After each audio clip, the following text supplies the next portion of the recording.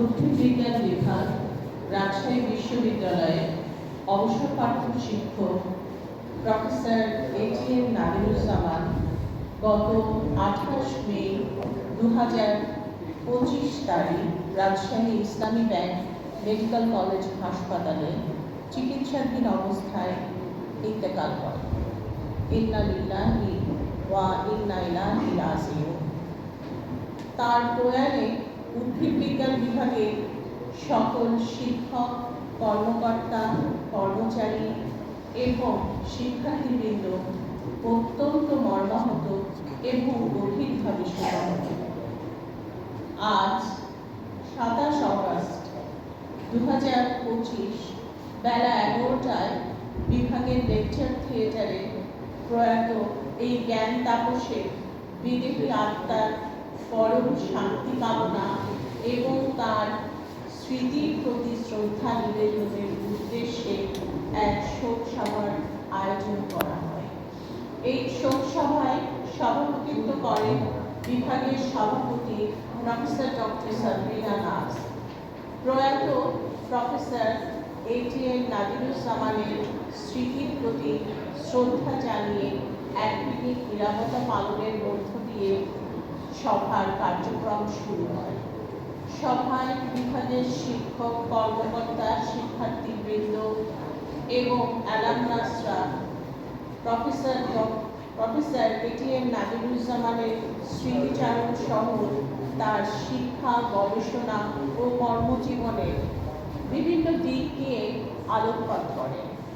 Professor ATM Nadiruzzaman বিভাগের একজন সফল প্রথিতযশা শিক্ষক ছিলেন। তিনি বাংলাদেশের একজন খ্যাতিমান উদ্ভিদ শ্রেণীবিন্যাস। বিভাগের উৎকর্ষতা সাধনে তার নিরবিচ্ছিন্ন অবদান বিভাগে চিরস্মরণীয় হয়ে থাকবে। ব্যক্তিগতভাবে তিনি ছিলেন অত্যন্ত সৎ, বিনয়ী, কর্মনিষ্ঠ, সদা হাস্যোজ্জ্বল, সদালাপী এবং উচ্চ নৈতিক মূল্যবোধ সম্পন্ন একজন মানুষ। অধ্যাপনার পাশাপাশি তিনি রাজশাহী বিশ্ববিদ্যালয়ের সহকারী প্রক্টর, আবাসিক শিক্ষক ও হোসেন শহীদ সারওয়ার্দী হলে প্রাধ্যক্ষ হিসেবে গুরুত্বপূর্ণ দায়িত্ব পালন করেন। তার অগাধ পাণ্ডিত্য, অসাধারণ দূরদর্শিতা, কর্মদক্ষতা এবং অসীম আত্মপ্রত্যয় আমাদের সদা সর্বদা অনুপ্রেরণা জাগিয়ে যাবে। এমন একজন মহান শিক্ষকের প্রয়াণে উদ্ভিদবিজ্ঞান পরিবারে যে শূন্যতা সৃষ্টি হলো তা কখনোই পূরণ হবার নয়। এই শোক সভায় বিভাগের সকল শিক্ষক, কর্মকর্তা, কর্মচারী, শিক্ষার্থী এবং বিভাগের অ্যালামনাসগণ প্রয়াত এই শিক্ষকের স্মৃতির প্রতি গভীর শ্রদ্ধা এবং তার শোকসন্তপ্ত পরিবারের প্রতি গভীর সমবেদনা জ্ঞাপন করছে।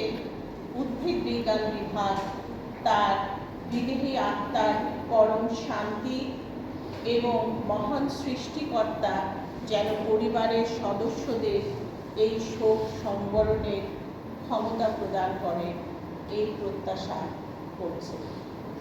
শিক্ষক, কর্মকর্তা, শিক্ষার্থী এবং বিভাগের অ্যালামনাসগণ, উদ্ভিদবিজ্ঞান বিভাগ, রাজশাহী বিশ্ববিদ্যালয়, রাজশাহী। ধন্যবাদ।